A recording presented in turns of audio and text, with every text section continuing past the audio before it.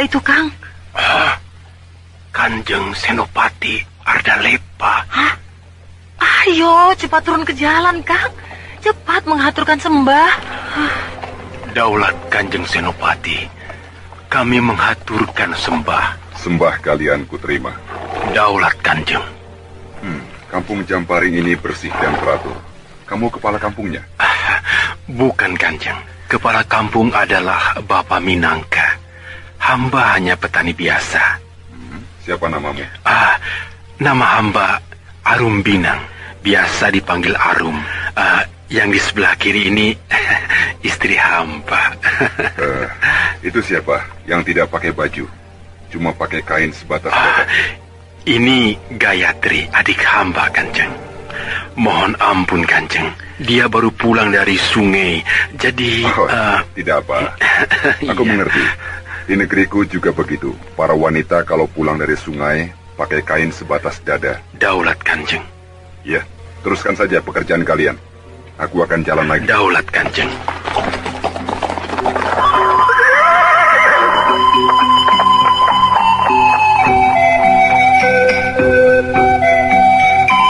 Gayatri malu sekali karena diperhatikan dan ditanyakan oleh Senopati Ardalepa yang merupakan tangan kanan Kanjeng Sinuhun Narendar, Raja Madangkara yang baru. Walau berpangkat tinggi, kuasa, dan bangsa Kuntala, tapi Senopati Ardalepa terkenal ramah, tidak sombong, dan mau bergaul dengan rakyat biasa.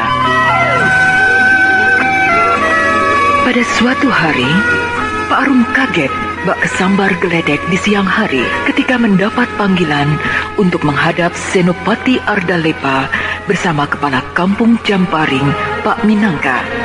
Tapi setelah menghadap dengan hati yang dak-dikduk tak keruan, ternyata diterima dengan penuh keramahan.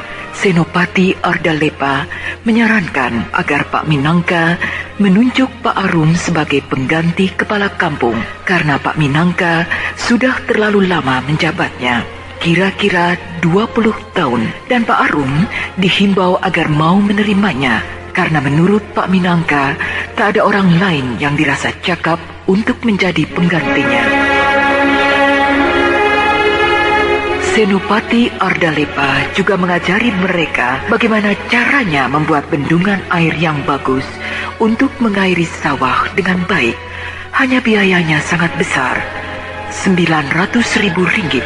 Pulangnya, Pak Arum dan Pak Minangka diberi oleh-oleh yang cukup banyak. Entah mimpi apa mereka sebelumnya. Sesudah itu, Senopati Ardalepa berkunjung ke rumah Pak Arum dengan berpakaian seperti rakyat biasa.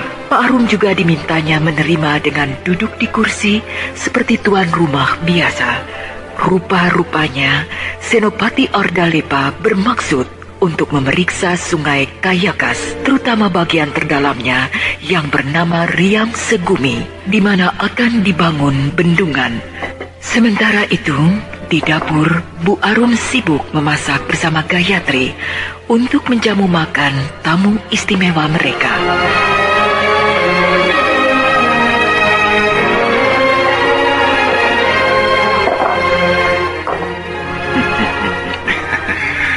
Pak Arum, nampaknya kamu bahagia. Punya istri yang telaten menyiapkan makanan dan minuman.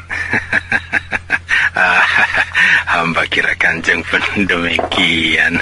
Aku tidak punya istri. Hah? Ya, istriku sudah meninggal 2 tahun yang lalu. Oh, maaf Kanjeng. Tidak apa. Istriku meninggal karena sakit usus bengkak. Jadi sampai sekarang aku menduda. Oh, tentu bagi Kanjeng tidak sulit untuk mendapat gantinya. Iya, memang mudah bagiku. Tapi untuk cari yang cocok di hatiku, ya, ternyata tidak mudah. Betul Kanjeng. Banyak pilihan malah jadi makin susah.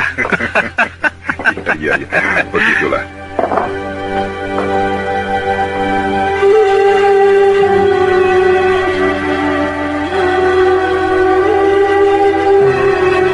Lima hari kemudian, seorang hulu balang utusan Senopati Ardalepa datang ke tempat Pak Arum menyampaikan bingkisan sebagai tanda terima kasih karena sewaktu berkunjung ke rumah Pak Arum kemarin dulu, sang Senopati telah mendapat perlakuan serta jamuan sangat istimewa.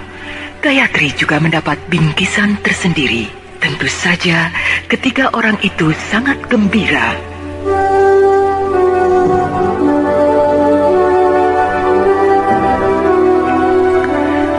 Sesudah itu, Senopati Ardalepa pun berkunjung lagi ke tempat Pak Arum.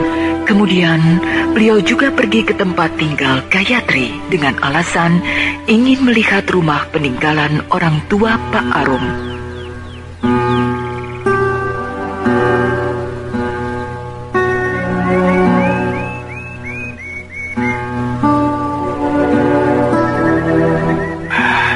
Inilah rumah peninggalan orang tua kami itu, Kanjeng. Iya. Daulat, Kanjeng. Hamba mengaturkan sembah. Sembahmu ku terima. Daulat, Kanjeng. Mari, Kanjeng, kita masuk. Iya. Tri, siapkan minuman. Baik, Kakang. Rumah ini lebar, tapi kuno. Bangunannya sudah tua. Niat untuk memugarnya ada, Kanjeng. Tapi menunggu panen begitu. Iya. Daulat, Kanjeng. Terima kasih, Gayatri. Daulat, Kanjeng. Menurut Pak Arum, kamu dulu ngewaruk. Benar, Kanjeng. Kenapa tidak diteruskan? Modalnya habis sewaktu dulu ada perang. Daulat, Kanjeng, hamba mohon undur. Iya. Pak Arum, perkara bendungan Sungai Kayakas itu rupanya tidak bisa secepat yang kita kira. Daulat, Kanjeng, hamba pun sudah mengira. Tentu di kalangan junjungan keraton terdapat yang setuju dan tidak. Iya, sebenarnya memang begitu. Tapi dalam rembuk kemarin, semua pembesar keraton menyatakan setuju. Malah Baginda Narendra pun mendukung. Nah, hal begitu yang kurang kusukai. Mengapa, Kanjeng? Ya, aku tidak mau diistimewakan. Memang aku mengerti. Mereka semua sungkan padaku karena aku kepercayaan pertama Sri Maharaja Kuntala. Tapi aku lebih suka kalau tidak setuju, bilang tidak setuju. Jangan di depanku bilang iya, di belakang kasak kusuk.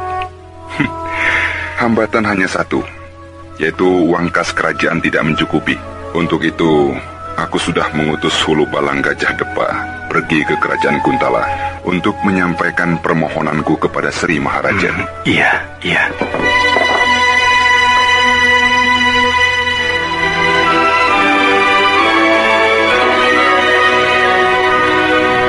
Sesudah bertemu dengan Gayatri, Senopati Ardalepa mengutus Tabrani, tukang membuat rumah, untuk membangun rumah Pak Arum dan rumah peninggalan orang tuanya yang didiami Gayatri. Tentu saja, Pak Arum dan Gayatri tak kuasa menolaknya. Hanya perasaan was-was terpendam dalam hati Gayatri. Kenapa Senopati Ardalepa terlalu baik kepada mereka?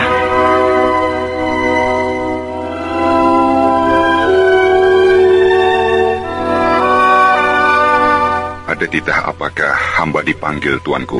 Ada undangan dari kerajaan Niskala. Pesta selamatan lahirnya putra Baginda Jayengpati. Terkabullah kehendak beliau. Punya keturunan untuk meneruskan tahta singgasana kerajaan Niskala. Sebagai turut rasa gembira, aku akan mengutusmu ke sana untuk menghadiri pesta tersebut. Hamba? Ya. Sebab yang paling pantas untuk menghadiri upacara selamatan pribadi seorang raja hanya kamu, Ardalepa. Hamba mengucapkan terima kasih atas kepercayaan tuanku menunjuk hamba. Tapi sebelumnya mohon ampun, hamba mempunyai pekerjaan yang tidak bisa hamba tinggalkan. Yang mana? Apakah pembuatan 2 rumah di kampung Jamparing itu?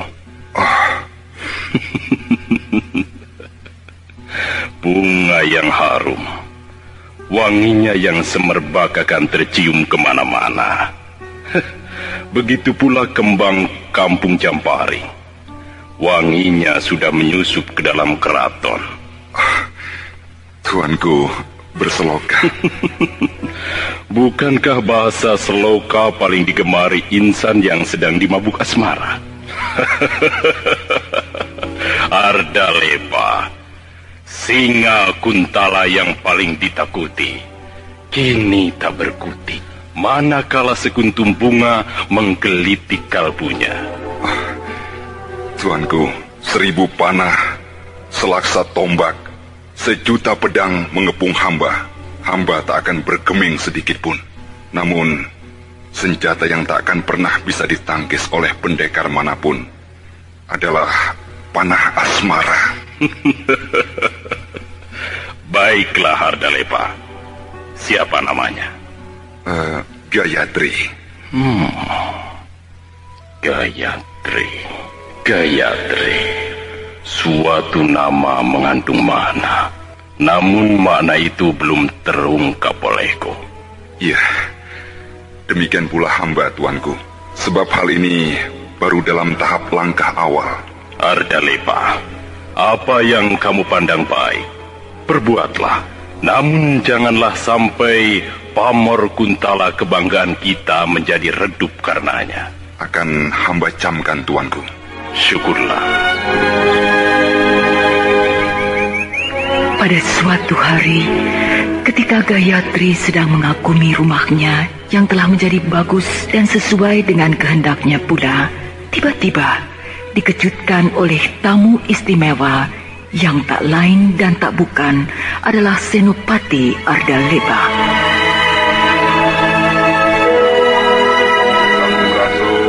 Rampes. Kanjeng Senopati, hamba mengaturkan sembah. Sembahmu kuterima. Daulat, Kanjeng. Apakah sudah sesuai dengan kehendakmu?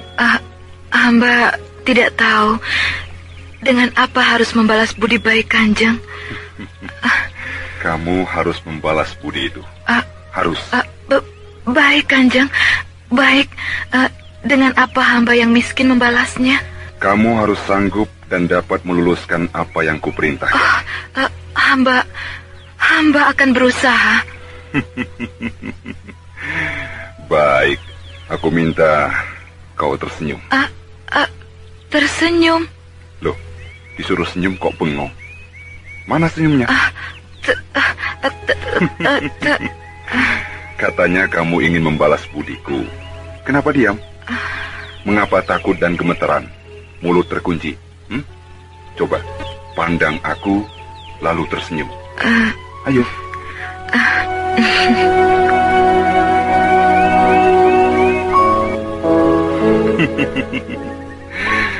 Sungguh menawan senyummu itu. Loh. Kok terus lari masuk rumah? Gayatri, rumahmu terbuka. Dengan mudah aku bisa masuk kalau mau. Tapi aku tak akan berbuat demikian kalau tidak ada izin darimu. Silahkan masuk, Kanjeng. Baik, aku masuk.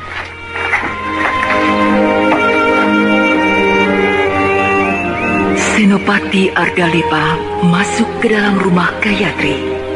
Ternyata untuk memberikan oleh-oleh kepada Gayatri.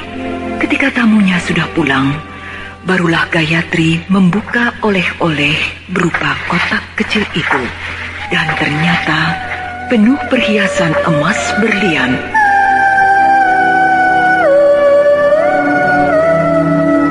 Selanjutnya, Senopati Ardalepa melamar Gayatri. Semula, Gayatri agak ragu-ragu untuk menerimanya. Karena di samping beda derajat yang begitu banyak, beliau juga bangsa penjajah. Tetapi karena pribadi beliau yang sangat baik, Pak Arum mendorong Gayatri agar menerimanya.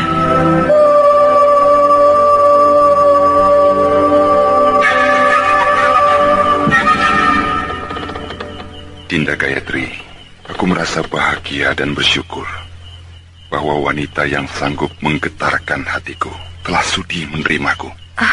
Daulat Kanjeng. Sudah kukatakan, tidak boleh memanggilku Kanjeng. Juga tidak pakai daulat dan hamba. Belum biasa dan rasanya janggal seperti seorang rakyat yang tidak tahu tata krama. Mulai saat ini harus membiasakan diri. Sebab sekalipun kamu seorang wanita bangsawan, tetap akan kularang memanggilku Kanjeng. Baiklah, Kakang. Nah, itu yang kuharapkan. Gayatri, setelah kita menikah nanti, aku tak ingin tinggal di keraton. Aku lebih suka tinggal di sini. Iya, aku ingin hidup di tengah-tengah rakyat. Oh, Kakang, betapa bahagia saya mendengarnya. Betapa senangnya. Pagi-pagi berangkat ke keraton, sore pulang, dan kamu berdiri di depan rumah menyambutku pulang kerja. Kakang, dalam kesempatan ini saya ingin menyampaikan sesuatu.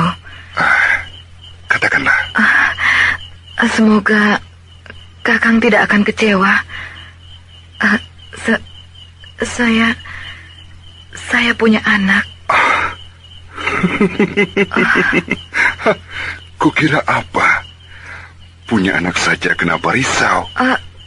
Kakang tidak kecewa? Kenapa harus kecewa? Malah aku senang.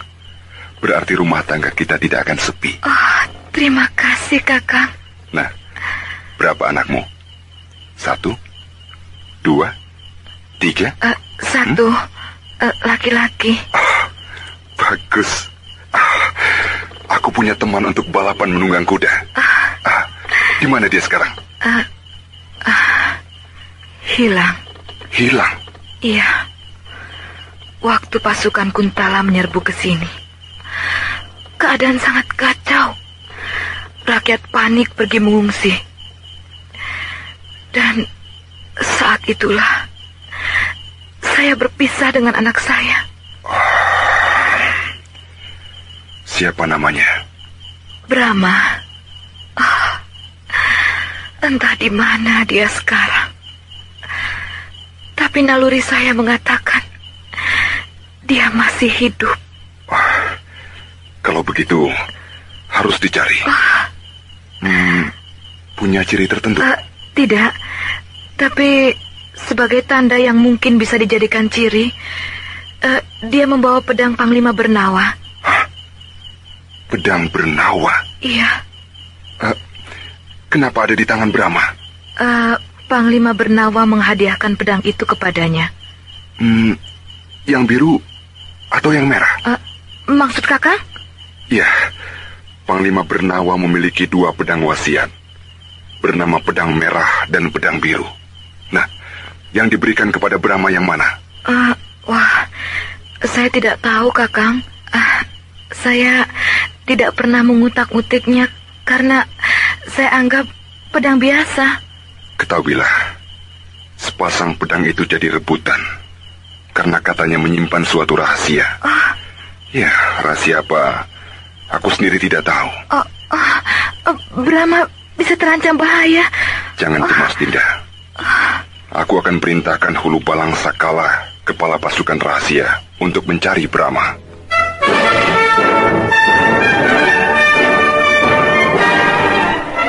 Sementara itu, Brahma terus digembleng oleh Astagina. Mereka sekarang berada di Gunung Burayak. Brahma telah pandai memainkan pedang biru menebas gundul pepohonan. Tetapi gerakannya masih agak lamban karena beratnya pedang itu. Kata Astagina, kalau Brahma rajin berlatih ilmu pernapasan lebur saketi, dalam waktu setahun lagi, pedang biru itu akan terasa ringan seperti keras. Baru saja Brahma berlatih pedang, datang menyerang Ki Sarpa, si Raja Wali Sakti dari Lembah Tengkorak. Dia ingin merampas pedang biru setelah mendengar kisahnya dari Mardanus.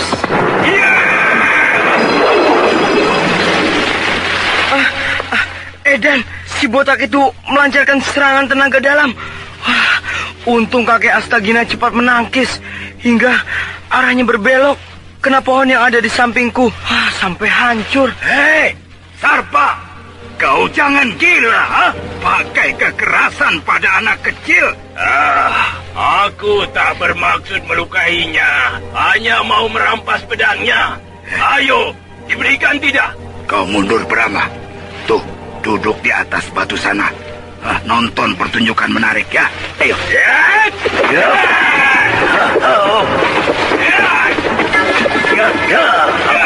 Cepat sekali. Si Sarpa, si kepala botak itu, tangan dan kakinya seperti kitiran angin.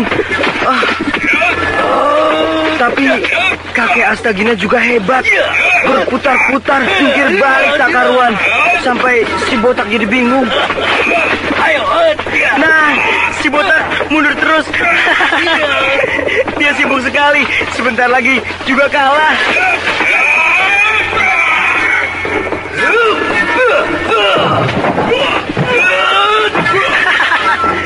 Si botak muntah. Masuk angin kali.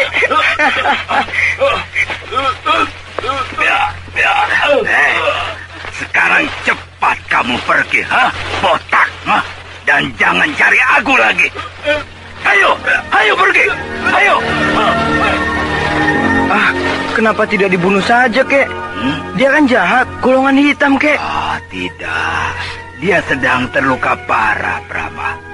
Pantang bagi seorang pendekar membunuh musuh yang sedang terluka parah. Ya, lain halnya kalau tewas di saat pertarungan berlangsung. Nah, seperti tadi itu, ketika dia menyerangku dengan aji kilat buana dan kuhadang dengan bayu bajra. Tapi nanti dia akan mencari kakek terus. Oh, tidak apa-apa. Dengan begitu, aku merasa tertantang dan selalu berusaha meningkatkan latihan.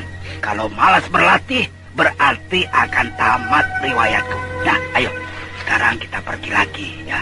Tempat ini ternyata sudah diketahui orang-orang yang mengincar pedang biru. Pergi lagi. Pindah-pindah melulu, kek. Katanya kamu ingin mengembara seperti pendekar. Iya, kek. Ayo, kek.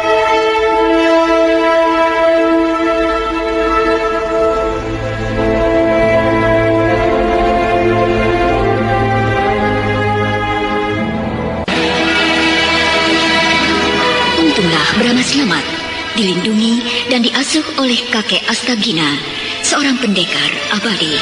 Sedangkan Gayatri akhirnya dipersunting oleh Senopati Ardalepa, seorang bangsa kuntun. Senopati Ardalepa bertekad untuk mencari Brahma, maka diutusnya anggota pasukan rahasia untuk mencari ke segenap penjuru Madangkara. Tetapi hasilnya nihil. Kini Senopati Ardalepa mengutus para hulu balang meminta tolong ke segenap wilayah negara-negara tetangga.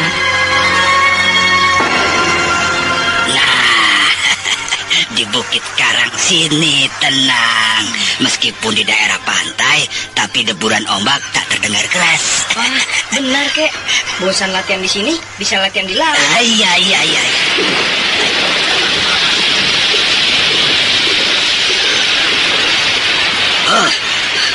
Burung raksasa. Belum pernah aku melihat burung Raja Wali sebesar itu. Aduh, kukira mau menyerang kita. Syukurlah cuma lewat. Suaranya keras sekali. Sayapnya juga bunyi keras sekali. Ayo, kek, cari sarangnya. Jangan gegabah. Burung itu sangat buas. Jangan diganggu. Diserang Raja Wali kecil saja, kita akan repot dan kewalahan. Apalagi seperti tadi, Raja Wali raksasa. Disabet sayapnya saja kita bisa hancur. Pakai pedang biru ini, kek, pasti dia kalah. Untuk apa, Brahma? Kita manusia, dia binatang. Tidak usah saling mengganggu. Kalau dia menyerang kita? Nah, itu lain perkara, ya. Kalau bisa naik ke punggungnya, wah enak ya kek. Bisa terbang ke angkasa, putar-putar ke sana kemari, melayang-layang sampai ke langit.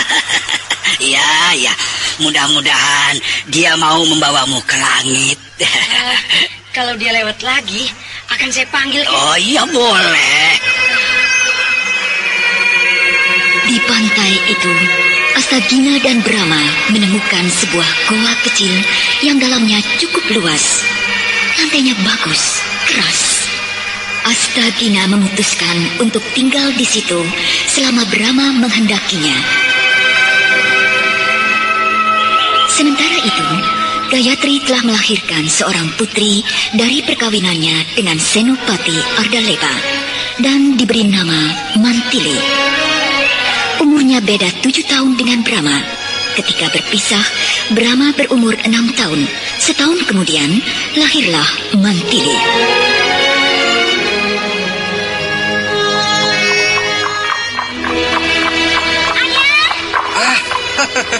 Mantili, ibu mana? Di dalam, Ayah, sama Bibi Arum.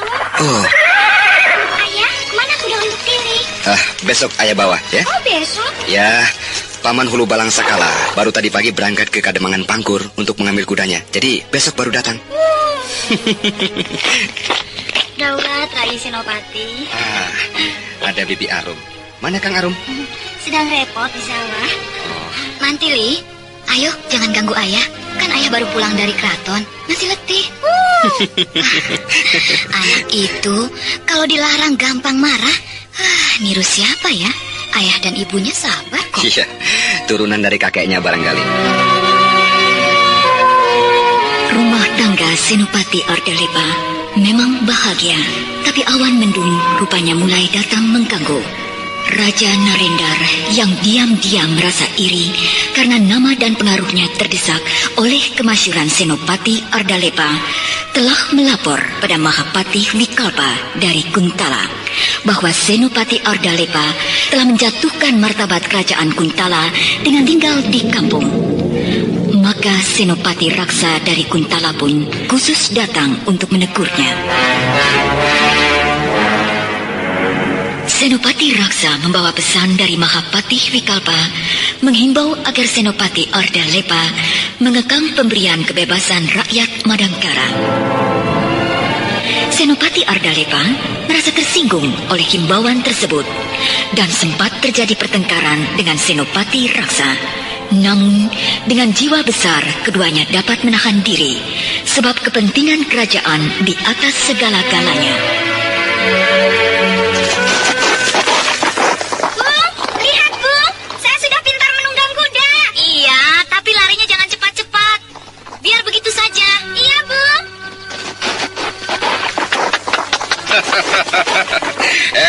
Hebat. Anak ayah sudah pandai menunggang kuda. Ayo Mantili, sudah. Tuh, ayah pulang. Biarlah. Dia sedang menikmati kesenangannya. Si hitam kuda yang sudah terlatih baik. Dia tahu penunggangnya anak kecil yang baru belajar.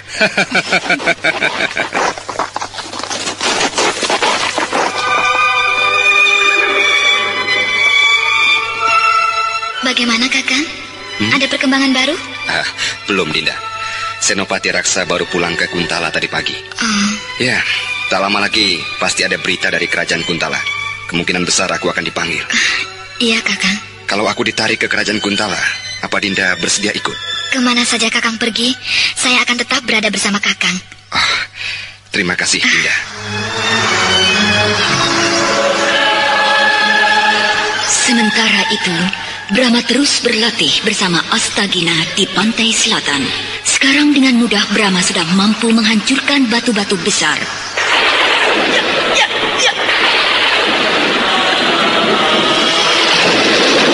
Tubuhnya sudah ringan, dapat bergerak cepat. Pedang biru sudah terasa ringan dalam genggamannya. Senopati Ardalepa ternyata jadi ditarik kembali ke pusat kerajaan Kuntala dengan sepucuk surat Sri Maharaja Kuntala. Dari segenap penjuru Madangkara, rakyat datang mengucapkan selamat jalan sambil menghaturkan bingkisan-bingkisan. Ya, Senopati Ardalepa memang benar-benar telah merebut hati rakyat Madangkara. Ya. Hei, panas! Oh, kenapa pedang itu tiba-tiba jadi panas? Hei, pedang biru itu berubah jadi merah. Oh, jadi bara. Seperti besi yang dibakar, merah membara.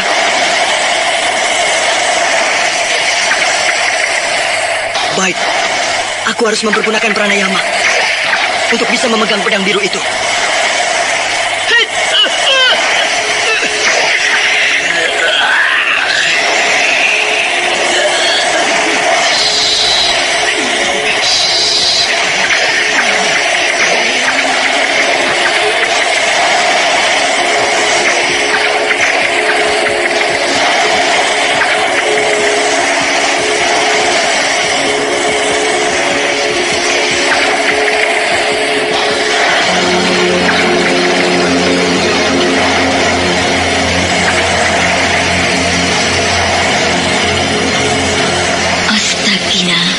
Brahma sedang tergeletak pingsan. Tubuhnya tidak apa-apa. Kedua tangannya masih memegang pedang biru. Ketika Brahma sadar kembali dan menceritakan pengalamannya, barulah Astagina tahu bahwa khasiat tenaga utama pedang biru telah masuk ke dalam tubuh Brahma. Sekarang tubuhnya menjadi tahan terhadap segala macam cuaca.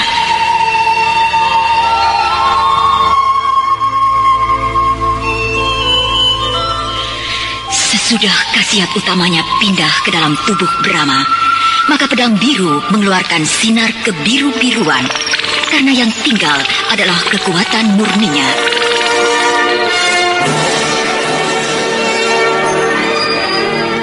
Tak lama kemudian, Raja Wali Raksasa lewat lagi di atas Brahma dan Astagina.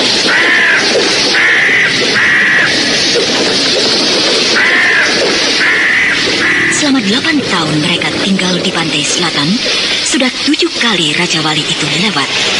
Brahma nekat memanggil Raja Wali itu dengan menyuitinya.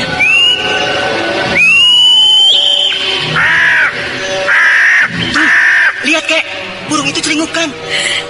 Awas Brahma, Raja Wali itu jadi.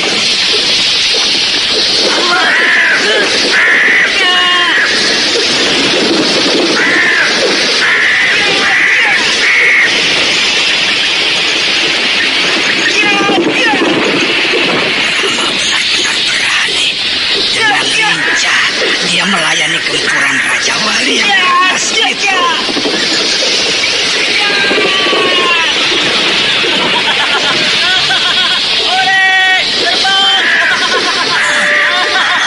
Aduh, mencelok di punggung Raja Wali.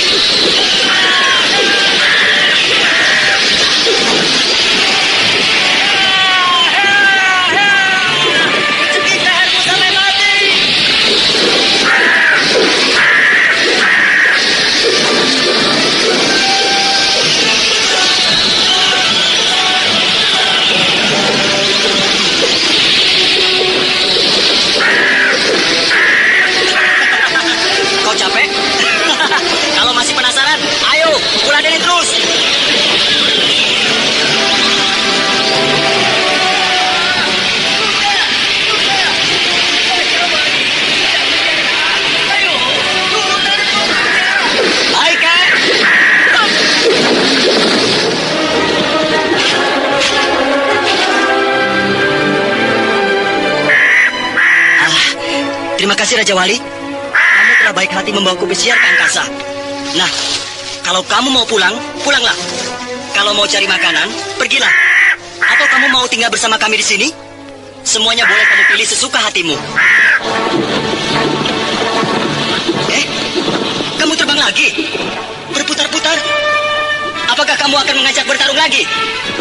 Brahma, sudah. Dia akan pergi, ya. Tapi terlebih dulu akan melakukan penghormatan padamu. Oh ya? Nah, Tuh, lihat. Cara terbangnya lain dengan tadi. Sekarang kelihatan tenang. Iya, dia berputar-putar dengan kalem. Selamat jalan, Raja Wali. Sampai bertemu lagi.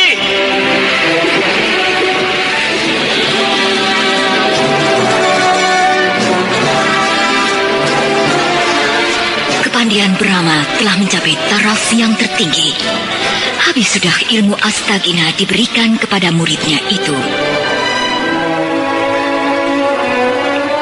Maka Astagina minta diri kepada Brahma akan pergi menghabiskan masa tuanya dengan tenang dan damai, menemui kakak seperguruannya di Gunung Dulang di seberang lautan.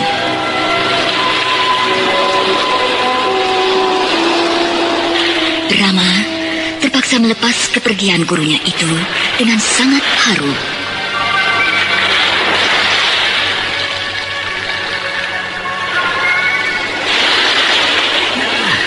Brahma, aku segera akan berangkat, ya. Iya, Kek. Jangan sedih, apalagi menangis. Pendekar tidak boleh cengeng, ya. Iya, Kek.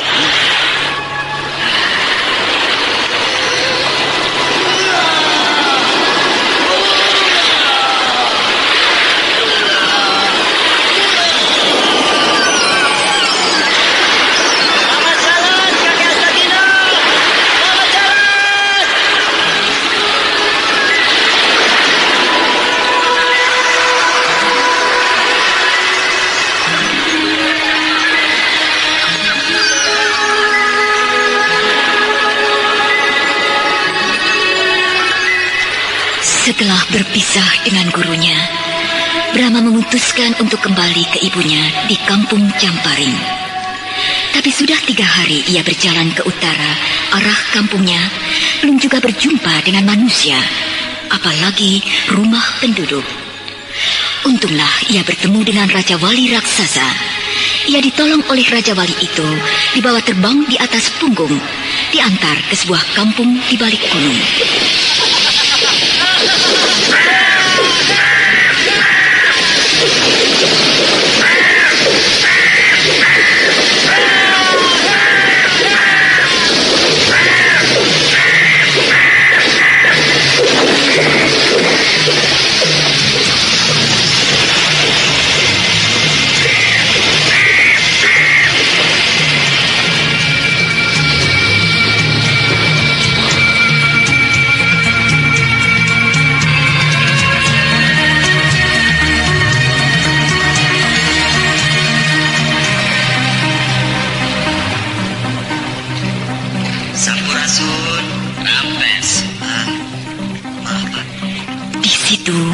Brahma bertemu dengan Pak Daruka, seorang petani tua yang cerita bahwa penduduk kampungnya, Kampung Halimun, pada sembunyi karena diserang gerombolan kelelawar buas yang suka minum darah manusia sampai kering.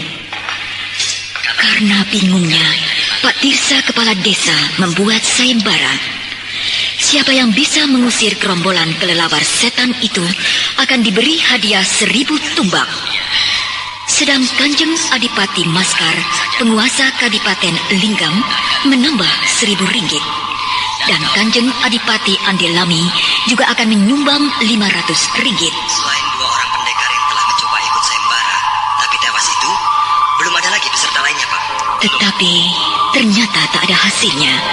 Bahkan 2 pendekar yang coba ikut sayembara tewas direncah oleh gerombolan kelelawar setan yang haus darah itu. Siapa itu, Pak Daruka? 5 orang lelaki. Pasti mereka akan ikut sayembara. Oh ya? Lihat saja, tampaknya serem-serem, jalannya gagah, semuanya bawa pedang. Pasti mereka para pendekar jagoan. Wah, bakal ramai nih.